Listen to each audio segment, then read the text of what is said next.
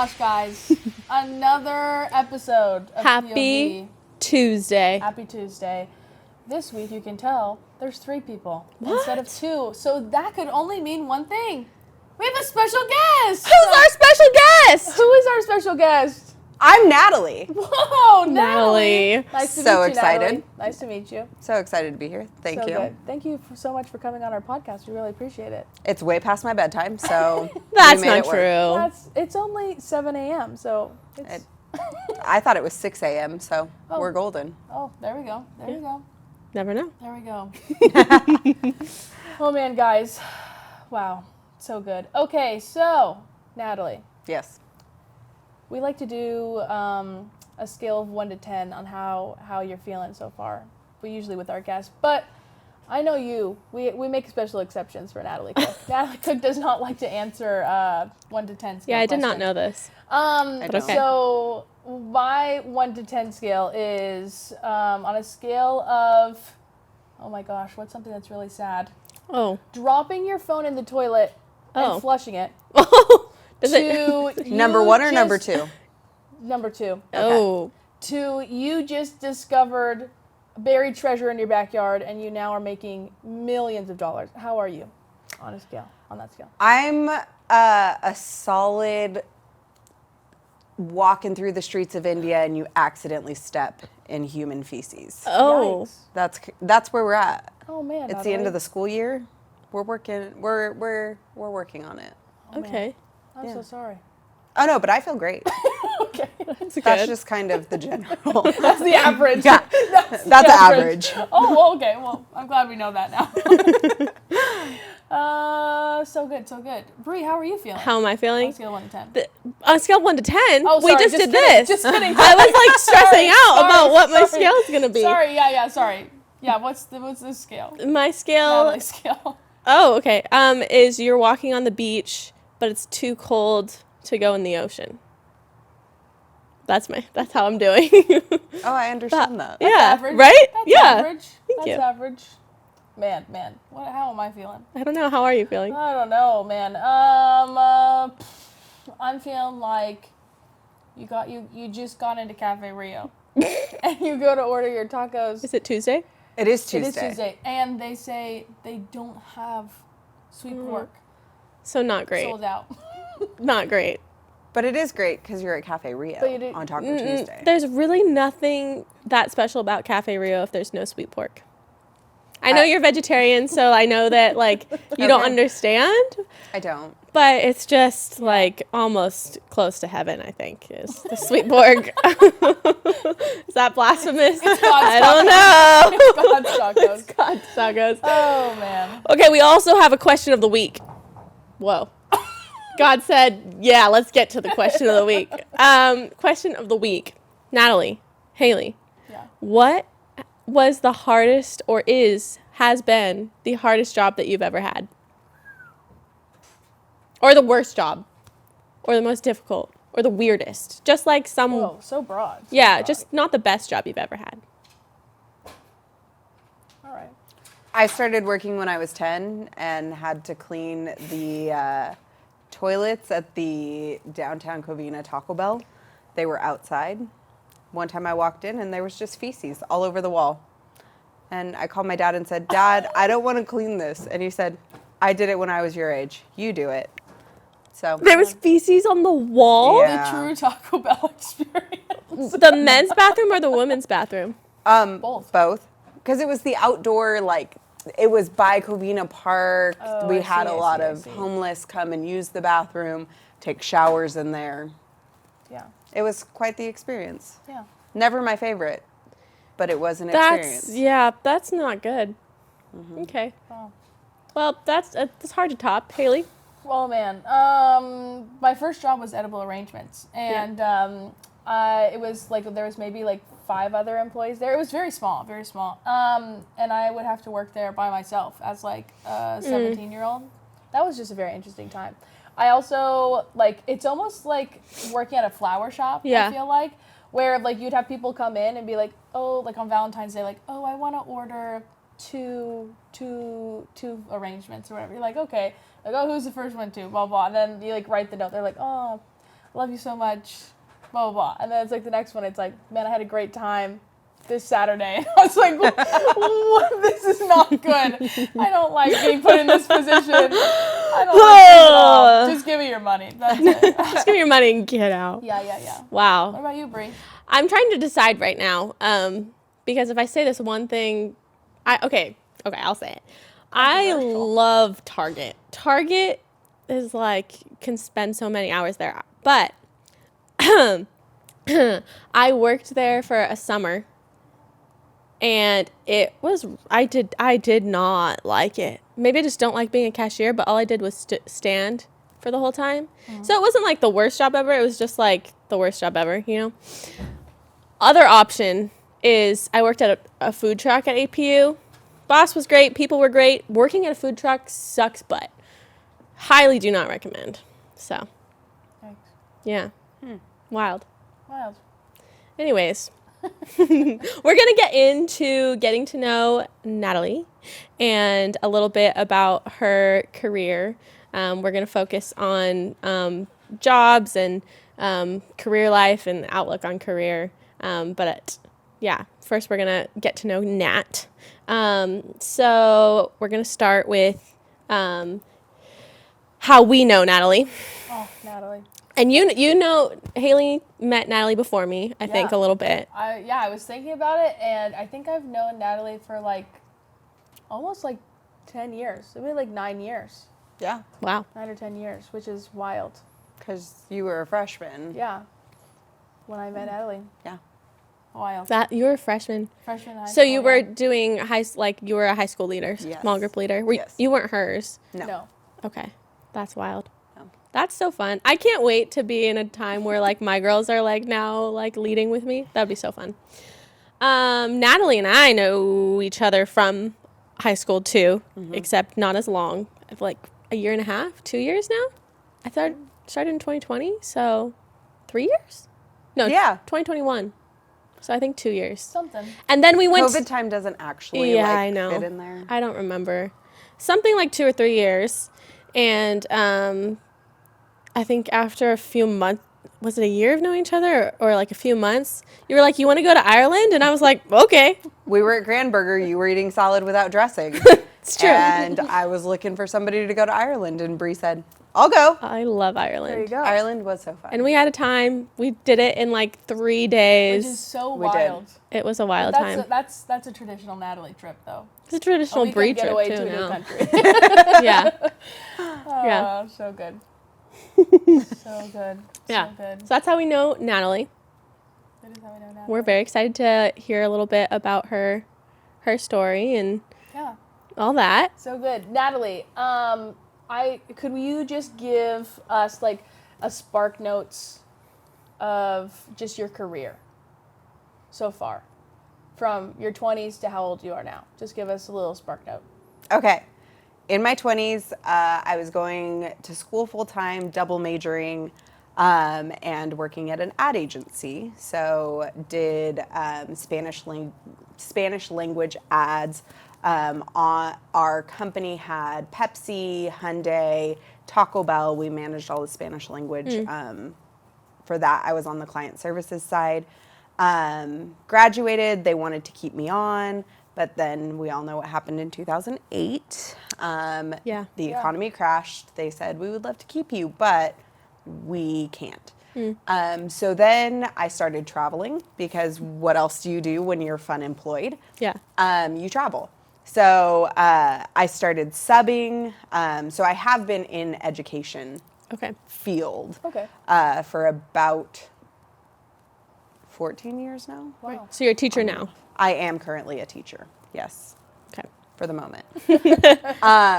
And then, so subbed, loved it, went to Africa, did some ministry there, went to India, did some ministry there, just kind of got some different experiences. So love it. And that is kind of my journey. I jumped around a little bit. During the summers, I was on staff at Forest Home for summer staff. Camp is the best job in the world. Went to India for 4 months, lived with a family, got to know what slum life is like, worked with women coming out of the trade, decided I've been back and forth to India a few times with that same organization, worked at Forest Home full-time year-round, and then now I teach business at a high school, and it's super awesome, and I have the best job in the world. That's cool. Wow. That's awesome. What kind of things in your 20s or jobs or life experiences that happened in your 20s affected like where you are now, do you think? The economy crashing. Oh, yeah. Well, yeah. So when I was in college, I'm double majoring in Spanish and business so that I can work with an international company. I can be a CMO of a global business. And obviously that didn't pan out. So just instead of being like the rest of my friends and just kind of floating, I took every opportunity to say yes when doors opened. It was yes to moving to India. It was yes to going to Uganda. It was yes to stepping through the next door that was open, which was really cool. But I would say in 2008 when the economy crashed, it really changed my perspective on work, on what a traditional career looks like. So I've been a teacher. This is my 4th year, and it's the longest I've ever been at any job. Yeah. And I'm super grateful for the opportunity to be able to try all these different things and figure it out. Yeah. So do you think you had like, because you travel a lot, like I know you're always going somewhere. You just came back from Australia. I did. You went to, where are you going next? Greece? I'm going to Greece over the summer. That's so exciting. So did you travel a lot as a kid? I did not. Interesting. Yeah. My family would always go to Arkansas. We have family there. We would always go for a family reunion. My parents would always take us to Hawaii every other year. But it was never international. I was going to go international to Europe before my parents. And so instead, they went with me on my school trip to Spain and France so that they could also go to Europe at the same time as Love me. it. Yeah. So I lost track of the question. Yeah, so you developed a passion for traveling. In high school, I was an exchange student. I was a cultural exchange student, and that's really what jump-started my traveling. Yeah. If I can meet people in foreign countries that will let me sleep on their couch, all the better. Yeah. So I'm super thankful for all of the people that have let me sleep on their couch. I appreciate you. It's just super fun to get to know culture from somebody that lives there. Yeah. Yeah. Totally. That's really cool. So good. So good. Oh man, Natalie. Okay, so when you were younger Natalie, let's just imagine young Natalie. Who was young Natalie? Who was young Natalie? What did you want to do career-wise when you were younger? Like, did you have a general idea of what you thought maybe older Natalie would be doing, or? Growing up with a family that was in business, my dad is a franchisee. He always brought us into business, so I just assumed I would follow in his footsteps, whether that was taking over the business or whether that was in a different context, capacity, industry. And then when I was in high school, this is going to be crazy. I really wanted to double major in English and Spanish so that I could teach overseas. Yeah. Because the thought of teaching English in North Korea or Iraq or Iran, Saudi Arabia just sounds so fun. And so it's one of those things that's what I wanted to do in high school. Ended up double majoring in business and Spanish, worked at a Spanish language ad agency. So I think where I am now, younger me would have been like, it doesn't make sense, but look at all these cool things you got to do along the way. Yeah, totally. Did you teach English in India at all? I did not. Okay. Can you tell us a little bit? Okay, so India was like your 30s, right? You went early 30s? The first time I went, I was 28. Okay. So what, first of all, a couple questions here. What made you want to go to India? Like, what was the passion or the idea surrounding that? And then what made you, like, want to go back? And, like, I always, well, not always, but you talk about India and how like big of a impact that had on you. So what was like the passion, or what is the passion surrounding India? So God is super cool in the way that he orchestrates things. I was reading a book about washing feet, and that Sunday night at the young adult group at church, God just very clearly said, I want you to go to India and wash feet. Wow. And then I found an organization. I wanted to be gone over Christmas. It was very specific things. I was like, God, if you are calling me to missions, I need to know what it's like to miss Christmas with my family. I need to know what it's like to live in the slums, because I know that if I'm an Enneagram 8, so it's like to the extreme all the time. And so I was, negotiating with God, and it was, hey, if I'm going to do this, I want to do this big. So found an organization that had a trip over, it was from August to December, missed Christmas with my family, came back. In that time I had giardia, heat rash, scabies, all of these crazy gnarly diseases. Yeah. And came home and I said, thank you, God, for that opportunity. Never again. And I went back twice after that. Wow. It was just, God kept stirring it in my heart, and I knew I wasn't quite done yet. The last time I was getting ready to commit to a 3-year contract, and then I came home and my mom told us that she had breast cancer. And so it was in that moment that it was not now, but maybe later. Yeah. And so that's kind of been part of it as well. So India, it's India. Yeah, totally. That's a really cool experience. What do you think? So like that's like your mission kind of like area part of your career. Like would you consider that part of like your career choices? Yeah. Okay. What do you think is because you kind of touched on it, like what your outlook on what the purpose of a career, what the purpose of a job is in your life? I would say very, very clearly, it's not about what I do, it's about how I do it. That's one thing that God has put on my heart is you were created to love people. So like create spaces where people are seen, known, and loved. And so taking that, and wherever I am, whatever job I have, that's how I do it. The other thing is, I think we've all been in jobs that we hate, or maybe it wasn't an awesome environment or things like that. And so it really is, I'm in a job with a posture of open-handedness as long as I'm there. And beyond that, I just say yes to the next best thing. And so right now that's teaching. I don't know how long that will be. If you are my boss, please keep me around. But at the same time, it's just a posture of open-handedness. How did you get to that place? Because that is a very, like, well, maybe this is me just being immature, but I feel like that's a very mature or, like, well-rounded way to, like, look at a career. And I think that's how we should look at everything in our lives, right? Is like a posture of open-handedness. What do you think your journey was to get to that place of, like, okay, here you are, God, like, here you go?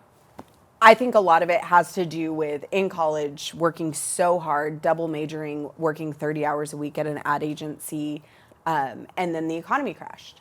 And it very much was, I was clinging to something I thought meant success. Yeah. And then I realized that no longer translated to success for me. And so that posture of open-handedness has said, I am so thankful for the time that I have. I'm not looking for the next best thing. I'm grateful. I live in the moment. And there have been really hard seasons where maybe I'm fun employed for a little bit longer than I expected. Maybe, I want to go on this vacation, but I don't have the money. And it very much is a posture of open-handedness as far as I've found when I cling too tight to things, they crumble. And so it's just learning, if it's a job, it's just a job. It's not who I am. It does not define what I do or what I think about myself or what others think about me. At the same time, I'm creating spaces to be seen, known, and loved. Yeah. For students, for people around me, things like that. Yeah. That's so cool. That's a really awesome way to talk about it and think about it and be in it. That is. I know that we touched on India, and I just want to know, like, how you went from ministry work in India to, just like rewinding a little bit, ministry work in India to being like a summer camp director at Forest Home. Like, how did you make that transition? Sorry, that was a big jump. Sorry. That's a big jump. Sometimes it was hard. Most of the time it was hard. When I was in India the second time, had been assaulted, was going through a really deep depression. And it was one of those things where my old camp director that I worked for over the summer said, we have an opening for a year-round position. Would you be interested? And by saying yes, because that was, for me, that was the light at the end of the tunnel that I needed to get out of my headspace that I was in. Got it. And so said yes to being year-round. They were looking for a high school director. And it's actually really funny. They said, Natalie, it will never be you. Wow. And so I was interim director for a year while they were interviewing people. They were bringing people up while I was running camp, interviewing them. Who said that to you? Don't Don't expose them. But yeah, I'm like, okay. You're doing the job like that? while you're doing the job, interim. They're like, no, it's not going to be you. They told me it will never be me. I'm not qualified. People don't respect me. Watching their words. And so it was a very interesting space, and it was in that moment that I had to decide whether I said, okay, I'm out, and after the summer I will walk away, or if it was, let me prove you wrong. Yeah. And in that moment, in that season, I had excellent, awesome, fabulous youth pastors that would come up and just kind of process with me of, you're doing the job, do you actually want it, or are they just telling you no because they don't want you, as opposed to you not wanting them, if that makes sense. Yeah. And so I worked really hard, proved it, our numbers were up. It was a super cool summer. And again, that posture of open-handedness and God continually showing up and building my capacity for ministry, for relationship, things like that. And so became the high school director at camp. And it was a super cool time, but also things are hard. Yeah. How many years did you work up at Forest Home? I did 3 years of summer staff and 3 years of full-time year-round. Got it. Wow. What would you say is, or has been in your career life, a moment of like, not doubt, but like unsuredness? I guess that's doubt. Is that another word for doubt? Of like doubting, like, okay, is this, because I think where I struggle sometimes is like putting almost too much, like, okay, does God want me to do this? And then kind of like not taking the step because I'm not sure that this is where God's leading me. So has there ever been a time where you've like struggled with that, or like questioned, like, do I go? Do I stay? Do I do this? Does that make sense? Yes, it makes sense. To me, I've never struggled with that. Okay. Partly because as an orange on the real color, I just kind of go and do. Love it. So I never really second guess a lot of it. That's a blue thing. That's a blue and a Brie thing. So maybe a Hailey thing too. That's why I'm saying it's blue. Yeah. But again, I stepped into taking a role as the activities director this year. And I wouldn't say I second guessed it, but a lot of it is saying yes to things that I don't know the full capacity or full scope of. Sure. And so sometimes I said yes and I have no idea what I'm doing. Yeah. But how much of it is, we figure it out. Yeah. So. I guess my question, like, in the back of my mind that I was, like, thinking about, because I know you're thinking about, like, teaching and, like, if this is where, like, God has you, or if, do you go back to India, or do you, like, go to, there's some place that you're thinking about, and I can't remember it off the top of my head, but does that, like, how does that, like, play into that question?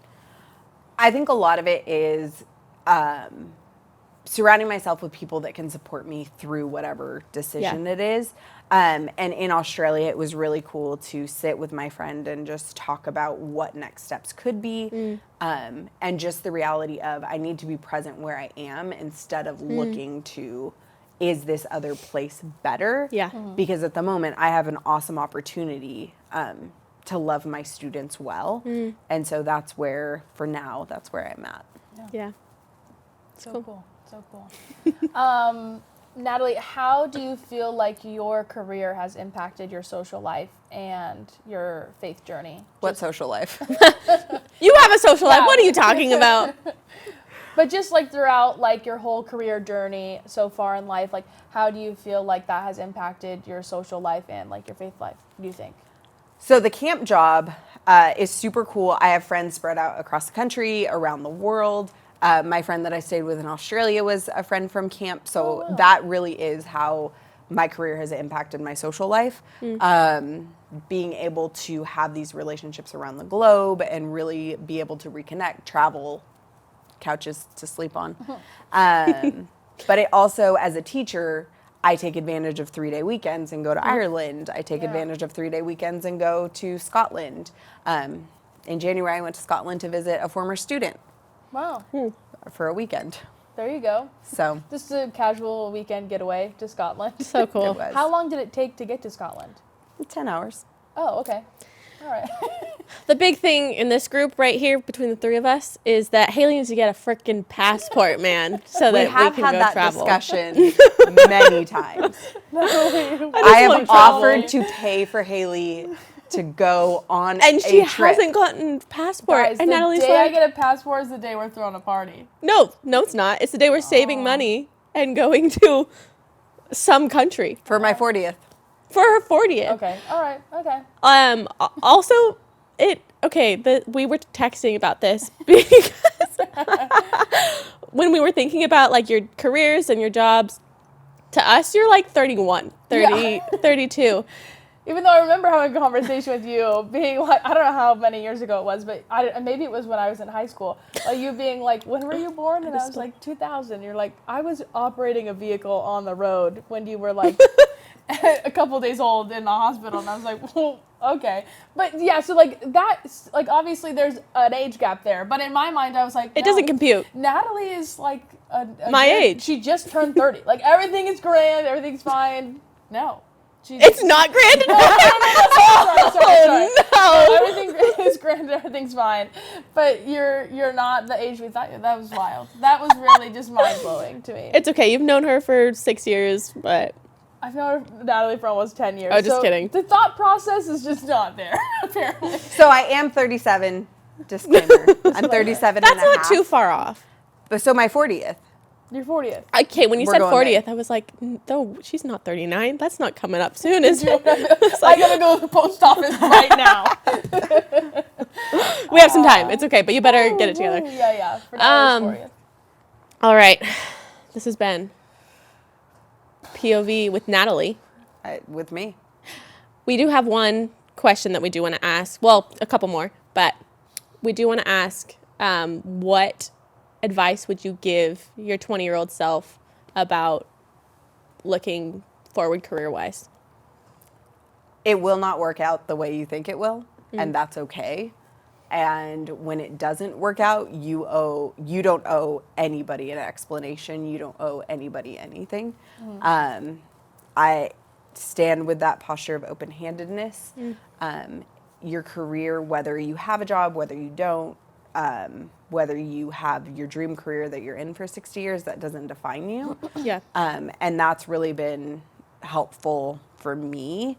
I've had a blast, and that's kind of stepping through open doors, saying the next best yes. So your career doesn't define you in your 20s, and I've been career hopping since I was 22. Yeah. Wow. So Good to know. So good. Makes me feel confident about my career. So thanks, Natalie, for hyping us up. Yeah, thanks. So good, so good, so good. Natalie, I don't know if you've listened to our previous episodes. Every single one. Aw, we have a dedicated fan. It's POV time. And Natalie, you get to be included in this. You get your own POV. Love the POV. So Natalie's POV numero, hello train. Train. Train. Come on. The train. Always at the end. The train's excited. Train guy's excited for Natalie's POV. Train guy is He wanted to make excited. an entrance. Yeah. Too bad he couldn't stop for longer. Anyways. He's on like a 10-hour shift. He's got to go. Oh, sorry. Yeah. Just cut him some slack. He's Sorry, gotta train help his guy. family. All right, come on, Nat. What is your POV of the week? My POV, it's going to be real controversial. Okay. Don't scared. date in your 20s. Don't date in your 20s. Do not date in your 20s. Do you have any reasoning behind this, or? Your 20s, you're still trying to figure out who you are. You're trying to figure out Oof. what you want, what you need.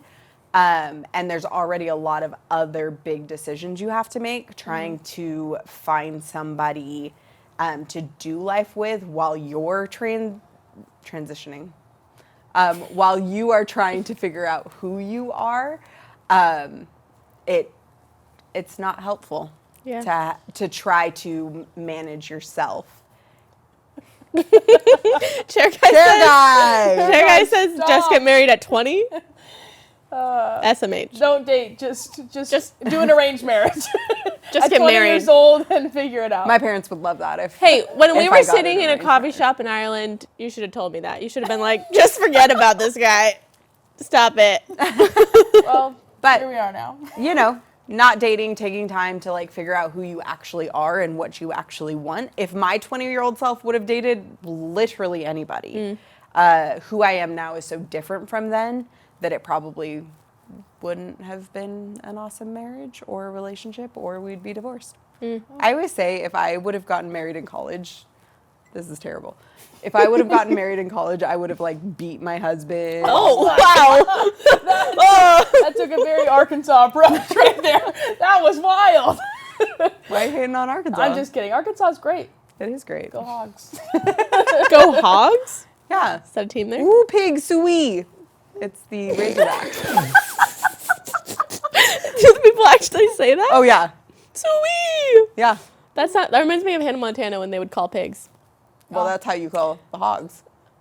Anyways, are pigs. okay. Go to a hog game and we'll figure it No. out. Yep. What the heck is a hog game? Bro, University of Arkansas. get out of here, I don't dude. know. I'm sad. I'm for you. sorry. Devastated. Have I ever been to Arkansas? No. No. Guess who has a house there? Razorbacks? University of Arkansas. The Razorbacks. Just get out. Okay. Come on. Haley, just give us your POV already. No, I want to hear your POV. No, I need you to go first because I might have the same one, so I might need to change it. I think we are gonna have the same. Yeah, one, so- because dang it. Ooh, yeah. Sorry, I'm taking it. Shoot. Brie and I went to go get some cake last night On purpose. on purpose, What do you mean on purpose? and we On heard about purpose? this cake at Trader Joe's. And it's a very good cake. It is the vanilla bean. What's that? The vanilla bean chanter. Chantilly cream. Yes, that is mind blowing. It is the best cake I've ever had. To be completely honest with you. But That's let's my be really POV. clear. Can we just be clear that the vanilla is better than the chocolate? Oh yeah, I do agree. Yeah. I bought the chocolate and she bought the vanilla bean, and I think it was hands down the vanilla bean was better. Any kind of cake. It's not good. Oh no. You have not tried the Trader Joe's. You haven't tried this one. It's pretty good. Chantilly. Can we also talk about how this was the third time Haley's been to Trader Joe's in her life? What? Yeah. She was like, "Oh, I haven't tried." Chair guy says it's too expensive, but it's actually Golf it not. up. We spent $12 and we got a cake. I got scones. I got a meal, What like a did I frozen get? meal. You got I got these puffs. oh yeah, cheddar they have puffs. like these sour. You know the Pirates booty. Yeah. Okay, so they had like a sour cream and onion version, and I got those, and then I got some like what is it, enchilada bowl? Oh, the Yeah. enchilada bowl. Yeah, I got that. It was $12. Chair guy doesn't believe us. It was a steal. It was a steal. I Gotta go mean, back. I gotta go back. I've taken Trader Joe's products across the country and around the world. Wow. So people really love their Trader Joe's. Yeah, I gotta frequent more often apparently. All right, that's my POV. Brie, what is your POV? My POV is going to be a little out of pocket because not out of pocket. It's just going to be very random. It's relevant in my day today because of what has happened in my day, but it's going to be completely random. It's about sports. And I think one of the most fun games to go to is the Giants versus Dodgers baseball game. It is in LA. Go to the Dodgers game and wear a Giants uniform, or go to the Giants stadium. Which other POV? Let's call this POV numero 31. The Giants stadium is the best baseball stadium of all time. That's fake news. Stop puking, chair guy. Stop puking. Oh, you barfed on the table. No, it's beautiful. But last game I went to, got super cheap tickets. It was they were like $30 for a Giants versus Dodgers game in Giants Stadium. Because let's be real, Giants have not been doing well.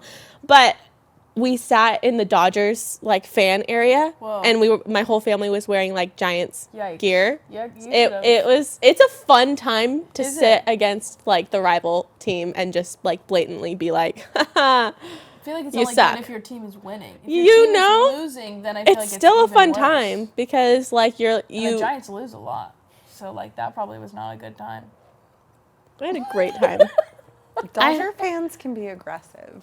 I know. I have heard of them. But I haven't experienced that. I love Dodgers fans. You haven't experienced that? No, and I've literally sat among them rooting for their rival team. Well, maybe that's probably because you weren't at the Dodger Stadium. No, I did it at the Dodger Stadium too. Oh, whoa. Maybe they would just be nice to you. Well, I was sitting with Dodgers fans. My friends there were 3 Dodgers fans and me. So, anyways, go Giants, boo Dodgers, and boo Astros. Boo Dodgers. You just said boo Dodgers. Can we cut? Thanks for tuning in this Tuesday. Thank you, Natalie, for coming. Go Angels. Ew. I'm taking your cup. You're done. All right, guys, this has been a great episode of POV with Hailey and Brie. We will see you Natalie next week. POV.